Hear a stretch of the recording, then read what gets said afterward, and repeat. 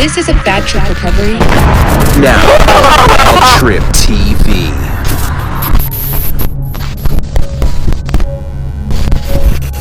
Hey, you want some hot cocoa later? Boyston. That's a Boston accent. Nailed it. Check out what kind of dregs we have here. What kind of nasty business is waiting for us? Check to see the sound levels are good here. Okay,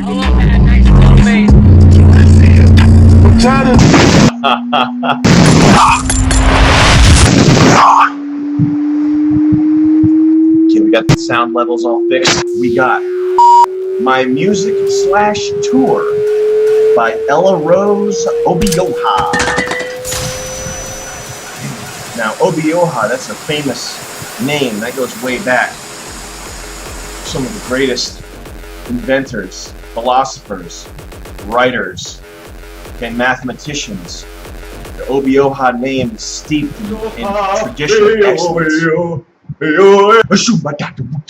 I am creating a EP. Okay, it's not an EP, it's a EP and a 30-city tour. If you missed the feeling real music gave you back in the 70s to early 2000s, I am that artist.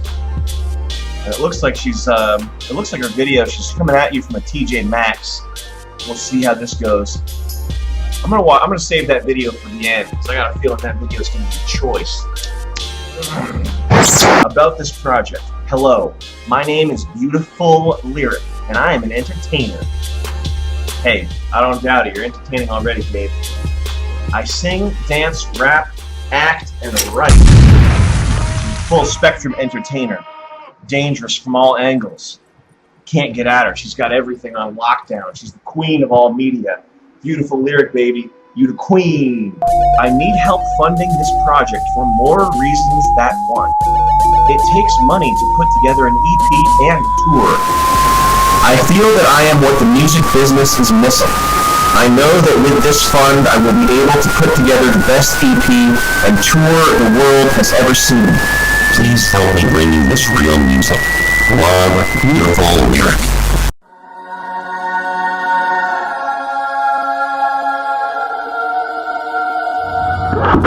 The first thing that strikes me is that we are living in an age where everybody can self-publish. You have limitless self-publishing options, okay? You can put your stuff on YouTube. You can put your stuff on fucking Zeus, okay? You can put your stuff on OkCupid. You can also put your stuff on lynda.com. You can do tutorials. There are major players who have actually made big tunes using PlayStations. Hold up. PlayStations. All you creatives, everybody's always, everybody's a creative and everybody's always bitching about how... it's just because the music business is so hard to get into. That's why I suck and nobody likes me. No, you can go out there right now and start affecting minds and start grabbing people. All the guys and all the black guys, the rappers, okay, on the sidewalk handing out their mixtapes. Look, just go on SoundCloud, okay? And if nobody listens to it, it's probably because it sucks. It's not because you didn't hustle, your hustle wasn't strong enough. Alright? If you put your stuff out there and you don't have people watching you, listening, you suck. You need to get a job. You need to do something. Beautiful Lyric, risks and challenges. The only risk I see happen is not being able to raise the money. Damn. She's pretty confident. And you know what? I think she can take on the world. It's just a matter of raising that money at this point. I would have to keep trying and continue to make music until I get something to happen. But I am working towards this goal either from here or saving money from my job. $1,000 reward. She doesn't even bother with $50, $10 rewards. $1,000. There's only 20 of these. You will get 3 free tickets to my show in your city. That is fucking awesome. She's ambitious as hell. She's setting her price at $333 per ticket. $3,000 award. You will get 5 tickets to my show in your town. You will get a shout out on stage and a signed CD. She's thought about this quite a bit. When you visualize the end of your road and you figure out who you're going to give shout-outs to, that means that the rest of your plan is already pretty crystal. You've already taken it all the way. You got A to Z planned out, and now you just got to put the icing on the cake. You just got to figure out who you're going to shout out. Who you're going to shout out? Also, for $2,000 extra dollars, you only get 2 more tickets, a signed CD. So that's a pretty freaking expensive CD, if you ask me, but I haven't heard the music yet. It might be amazing. $5,000, you will get 7 tickets to my show in your town. You'll get a shout-out and a signed CD and shirt, along with a performance with me on stage. Now, I don't know about that, because for $5,000, you get to go do a performance on stage with her. But what if you're not? That's debasing the art form. I don't know if I like that, because what if you bring someone up on stage who isn't up to her level, and then it's going to ruin the performance for everybody. But let's see what this snaggletooth pumpkinhead has to say. Yeah.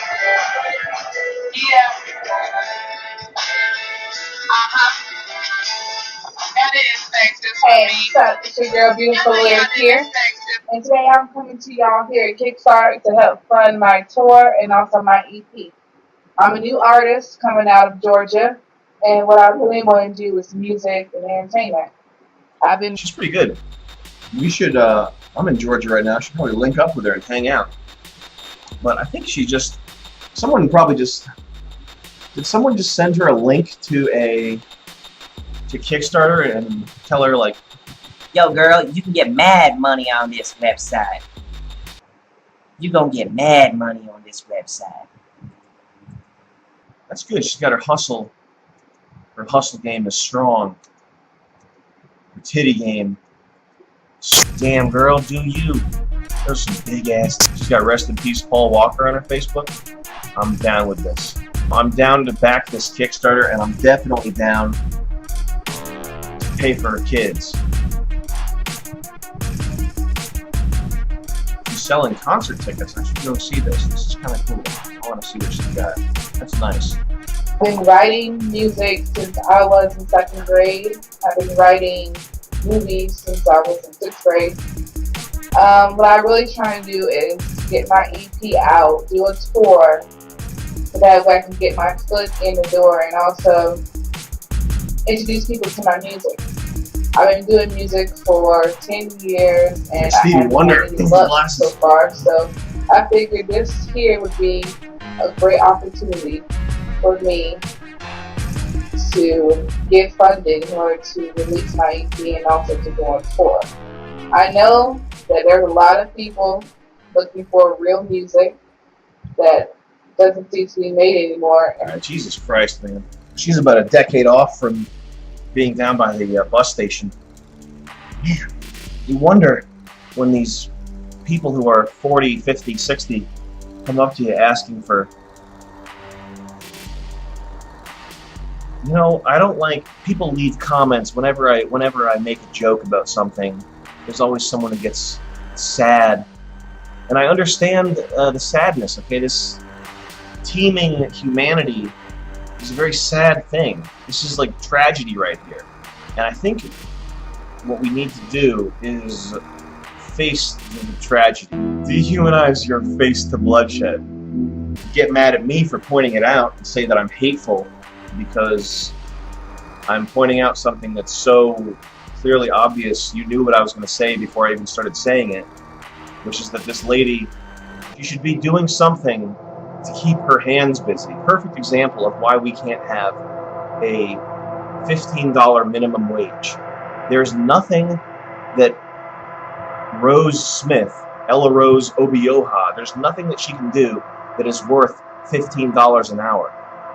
So when you raise the minimum wage to $15 an hour, you are pricing her out of the job market. You're saying, look, you don't do anything. You stay home, okay, we're going to send you money, we're going to keep you fed, we're going to make sure you can have as many children as you want. You just stay out of the job market, don't do anything productive. Whitey is going to pick up the slack. So that's what that says. What I think is the far more humane option when you're faced with this type of nonsense is to try your best to humanely mitigate the damage. What is society going to look like if this person's genetics are allowed to continue replicating themselves? Is this a citizen of the future, a member of tomorrow's society that we are looking at here? Obviously, I don't want to do any communistic type shit like forced sterilization or anything like that, or a one-child policy. I just don't think that we should incentivize her mistakes.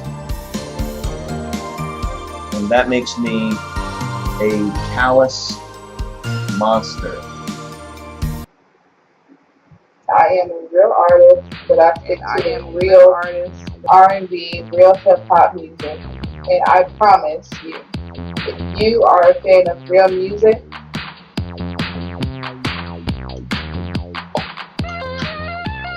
fund this project. And I promise I will not let you down.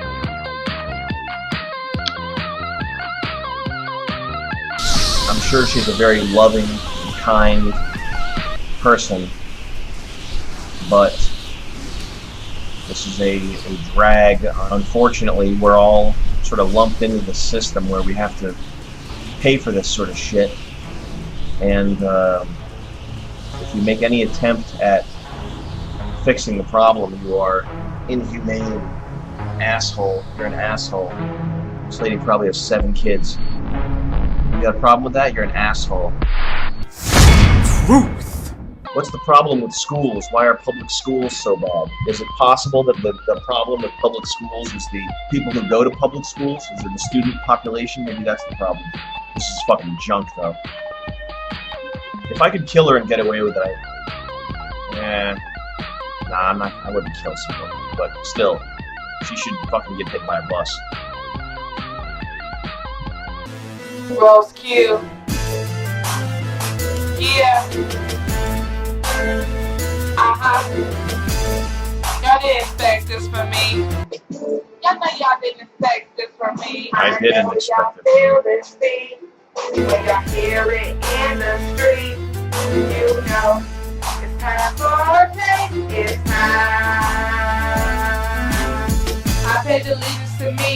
Forget the USA, it's the USFE, that's why I be. They say I wouldn't make it, but I'm here to prove them wrong. They say that I can't cause I remember. It's the best thing. It's the best thing to come out of Atlanta since Outkast. This is a fucking new legend being born here. And you know, I think a lot of people have a problem with black music, specifically hip hop, because white people start listening to it and they get all fucked up. And you've got wiggers and people who think it's cool to wear hats and things like this. It's not cool to wear hats. You know, people see stuff like this Goldface Money Watch video right here, and they say to themselves that black culture is ruining white youth. But I don't think that's. I think that's a rare. This guy's a rare case. I'm tripping real hard now, know these people. Tripping real hard now, know these people. Tripping real hard now, know these people. I be tripping real hard now, know these people. Say how you living? I fucking tripping. It's a pretty commonly bought into fallacy that rapping and hip hop is a career, and I'm not drawing any conclusions from that, okay? I'm not saying that they're stupid, okay? I would never say that, alright? It's hard in the hood. You got the Kanye 3s coming out. They're bright red. They cost $500. You gotta cop those. Stop blaming whitey. Stop. This is cocoa powder. I can't possibly be racist because I eat things that are brown.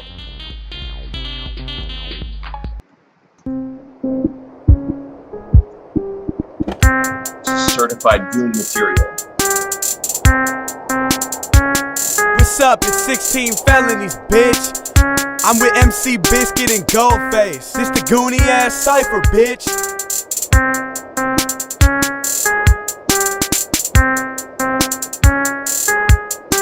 Hey, fuck with me, fuck. fuck with me on this real quick. I say, yo, they call me 16 felonies. Belong in the trap like Indians in spelling bees. The longest of my straps that is hidden in my jeans. Sag my britches in the streets, flipping chickens in the CDY. I don't give a fuck, I'll rob and kill ya. I be drinking out the handle when I get in cotton out.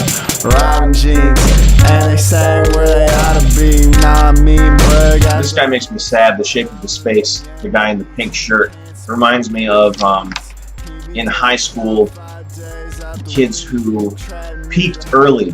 Like they were the guys who were the most attractive to girls in around middle school, like before puberty. The guys who got like they kissed 5 girls.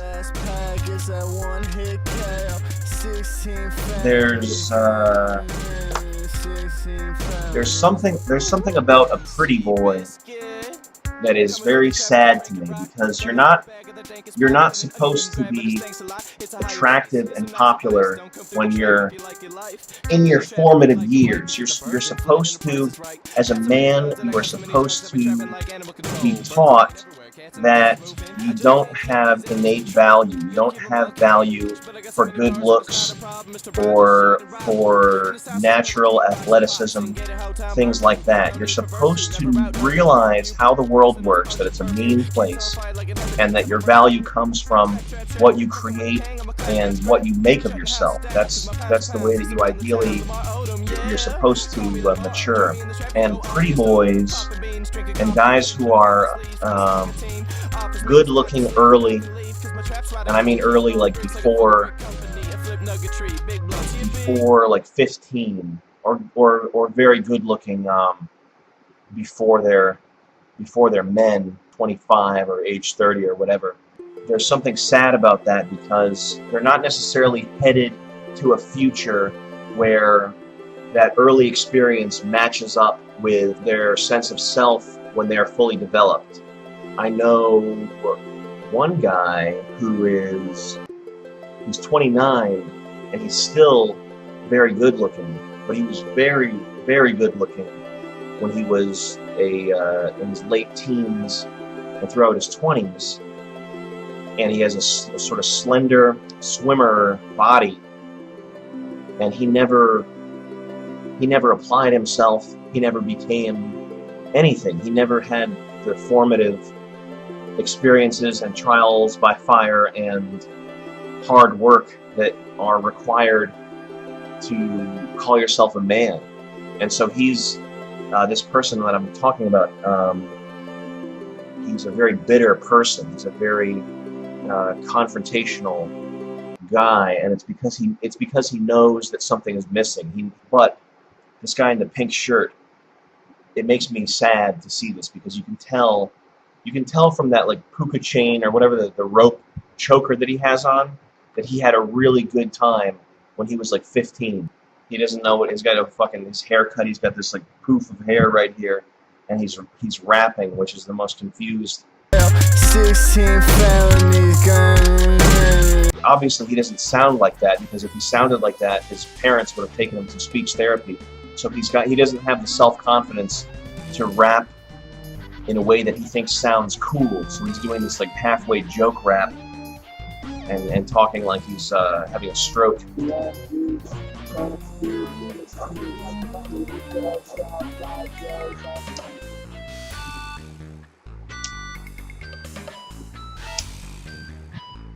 Definitely gonna start rapping soon.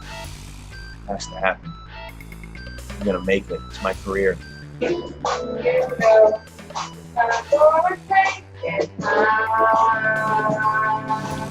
So anyway, I'm personally putting up all $12,000 from the Kickstarter TV Kickstarter.